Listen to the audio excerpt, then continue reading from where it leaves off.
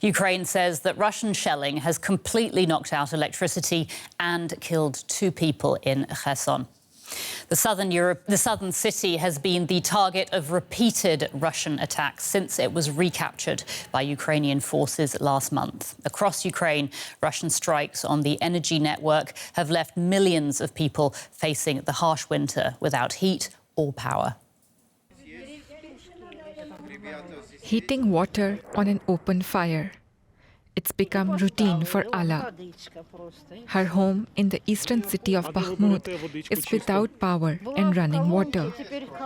Russian troops are just 5 kilometers away, but she's determined to stay here and endure. I wish I had some canned meat, but there's no meat. It's cold, but we still survive the winter. All I want is peace. Here, in the southern city of Kherson, residents are also facing a daily struggle. Russia continues to pound the city, recently liberated by Ukraine. With limited supplies, waiting in long queues is now part of daily life. All other pharmacies are closed. This one here in the city centre is the only one open. International aid is a lifeline for some. This centre is providing food and relief from the freezing temperatures. I'm inside what they call a resilience centre. Outside is raining, it's freezing, and it's dangerous. Inside, thanks to the efforts of the government and thanks to the efforts of so many who've given so much support to the people of Kherson, we're beginning to see lives starting again. But such centres can't help all the Ukrainians currently in need. It will be a... For the latest on the situation in Ukraine, we are joined now by our correspondent, Nick Connolly, who is in Kyiv for us. Hi there, Nick. Can you tell us more about these reports coming in about the Russian attacks on Kherson?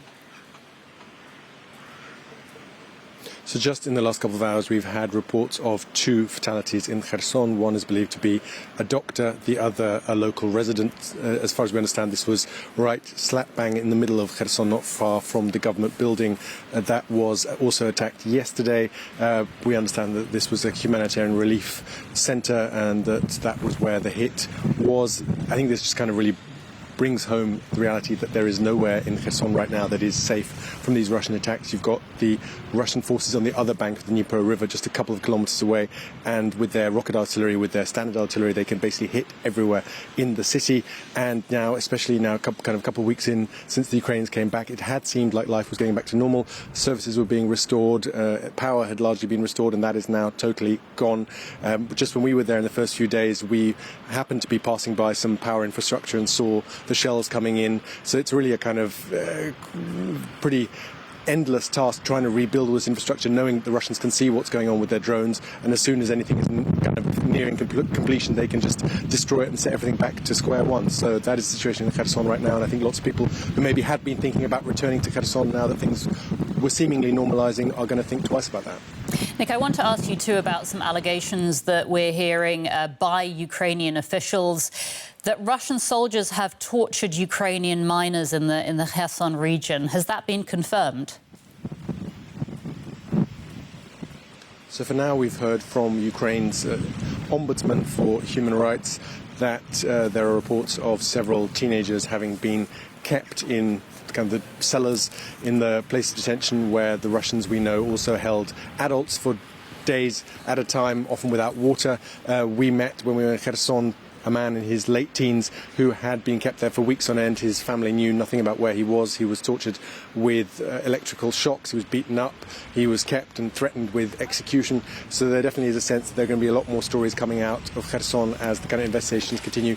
And there's very little to suggest that somehow the Russians behaved better in Kherson towards civilians than they did in other parts of Ukraine that have been occupied. So lots of work to happen there, and I think unfortunately more depressing and sad stories to come out of Kherson before investigators get to the end of this. Nick, thank you so much for that. That's DW's Nick Connolly in Kyiv.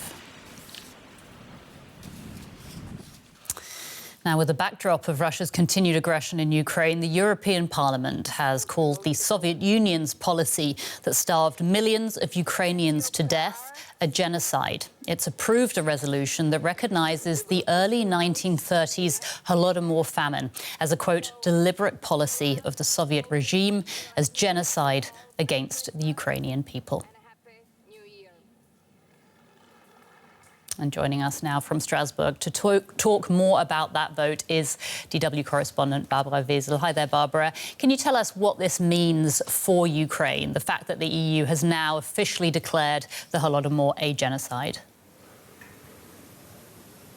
It is, of course, Anya, a political act. It is an act that is supposed to anchor the Holodomor in the history books, because this was a largely unexplored and partly forgotten part of Ukrainian history and of the genocides of the 20th century.